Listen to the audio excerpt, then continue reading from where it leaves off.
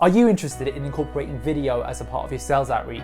Do you want to do something 90% of other salespeople don't do? Am I trying to entice you to watch the rest of the video? Keep watching to find out more.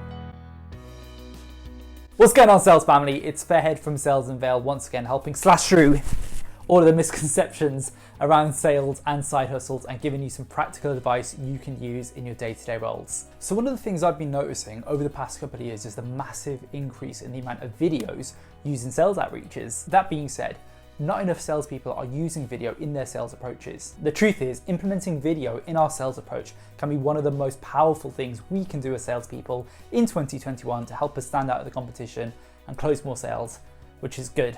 Which is very, very good as salespeople. It's time then to release your inner Steven Spielberg or Michael Bay, depending on your choice in films, as we go through my top 5 recommendations for video in sales outreaches. Word to the wise, guys, you're going to want to stick around to the end of the video as I jump into exactly what I do in my own video outreaches. Point 1, decide where you're going to put your sales video. So one of the great things about working in sales is no two roles are alike. Everyone's role is different from each other's, and a lot of the roles that I've done in the past will be very dissimilar to some of the ones that you've done.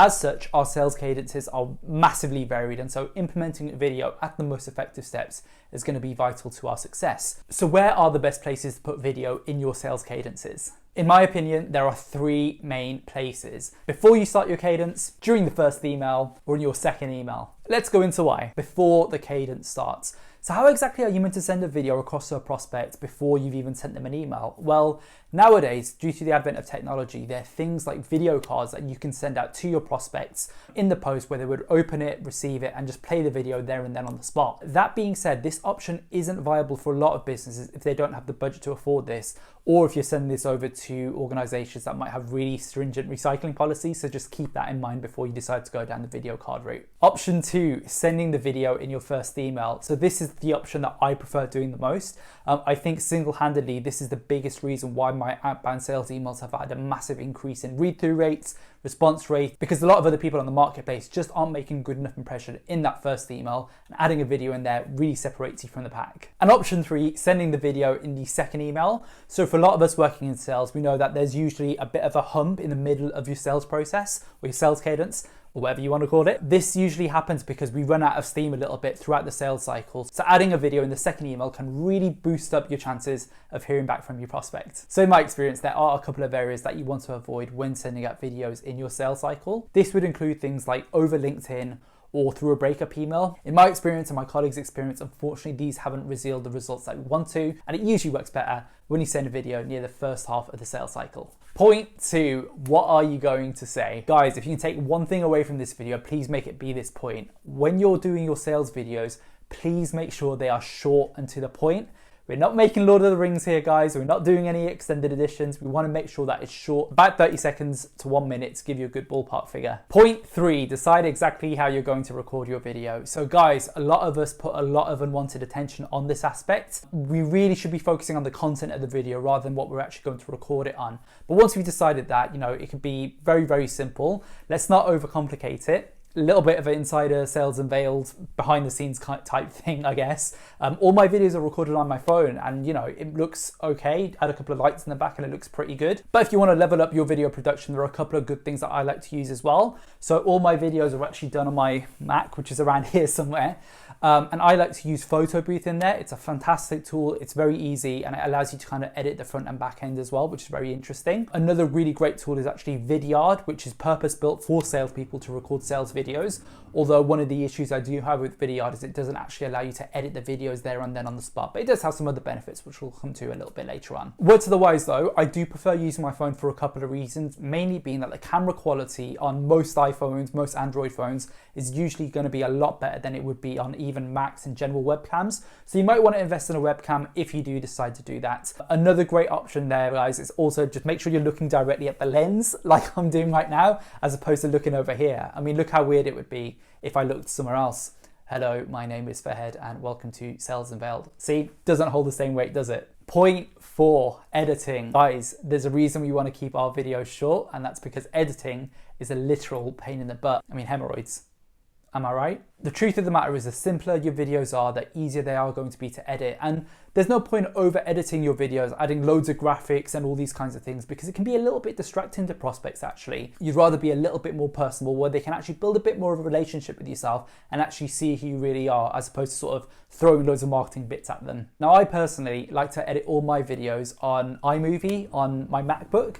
Very easy to use, very straightforward. Like seriously, even this dude can do it, and I'm a general idiot. So it's definitely my preferred tool to use, but there are other great editing solutions out there like Adobe Premiere, Final Cut Pro, but they're a little bit advanced. All you need to do if you do record a video like this for your sales prospect is cut off the beginning, cut off the end, and you should be good to go. It's worth mentioning though, guys, if you do decide to go with Vidyard, they don't give you the option, unfortunately, to edit the videos that much. So you need to be a one take wonder and get it done in one, which definitely a challenge. Sending and referring. So guys, you've edited your video, it's now time to kind of send it out. So if you're sending this via a video card through your organization, perfectly simple process. All you need to do is add it into your video card and send it out to your company's address. But the majority of you will actually be using this in an email. Word to the wise, guys, if you're interested in sales emails and learning more about that, check out my outbound and inbound sales email, which I'll link to somewhere here. So as we're sending our videos in an email, there's a couple of key things that you need to know. Number one, don't just link to it in text. So don't write something like, I've made you a video, highlight video, and then allow them to click on it by uploading it to YouTube, or by clicking on that and they'll go somewhere else. Instead, what I found that works best is actually adding a GIF of yourself waving or saying the person's name to get the most amount of click through. If you do your video through Vidyard, it does actually give you the option to actually upload a GIF. Alternatively, however, if you're just doing it by uploading the video directly to YouTube and then linking to that YouTube video, what you can do is make your own GIFs by going to giphy.com, which allows you to customize and make your own GIFs like the one you see here. Now, referring back to your videos is very easy, even if your prospect hasn't seen your video email outreach. So once you've sent your video email, you'll then cold call up your prospect. If they haven't seen your video outreach, it's perfectly fine. It actually gives you something to talk about specifically in case they haven't seen the video, as it will hopefully catch their eye. They'll remember your email rather than the hundreds of others that they've received that don't have any videos there as well. Definitely makes you stand out from the competition. Bonus time, guys. So you've made it all the way to the end of the video. What I'm going to do today then is I'm going to show you exactly how I do my own videos. It's a very simple process. I'll just record it on my phone now, going into exactly how I would sort of position it, how long I kind of aim it to be, and we'll take things from there. To give you a bit of an insight, let's say that this person is brand new in role and we're a recruitment agency wanting to offer our services to this person, so they'll work in HR just to make things easy. Why don't we throw the word Karen into the mix, as that seems to be trending all of 2020, and unfortunately, it looks like it'll do the same this year as well. Hi there, Karen. It's Fairhead from randomrecruitingcompany.com. Hope you're doing very well. Thought I'd do things a little bit differently here, as you can probably tell. Currently working from home at the moment, like a lot of us are, but just wanted to wish you a massive, massive congratulations on the brand new role. I know it can't be easy actually joining in the middle of a pandemic, but from the background that you've got there on your LinkedIn of growing organizations, you're clearly going to do a fantastic job there going forward. Not sure how familiar you are with us, but we work with Company Name Drop 1 and Company Name Drop 2, really helping drive their objective by growing their organizations and their employee size. Love to have a chat to see if this is on the agenda over the next couple of months. So I'll make a note to give a call back in a few days. Really excited to see how we get on then. Have a good one. Bye. So there you go, guys. Really as simple as that. Little word to the wise and little trip you might have picked up there. Try doing it all in one take. It might take you a couple of attempts, like that just did, but you'll be perfectly fine and you'll be really good when you get on with it. Any good video outreach is nothing without an excellent sales email, which is why I've linked down below the links to my inbound sales email template and my outbound sales lead template videos. Both I think would really be able to help you there. Please do like and subscribe if you want to see more of this kind of content, and leave a comment down below and let me know if you're currently doing video sales outreaches there as well. Like and subscribe, like I mentioned, hit that bell notification, and really excited to see you in the next one. Have a good one, guys.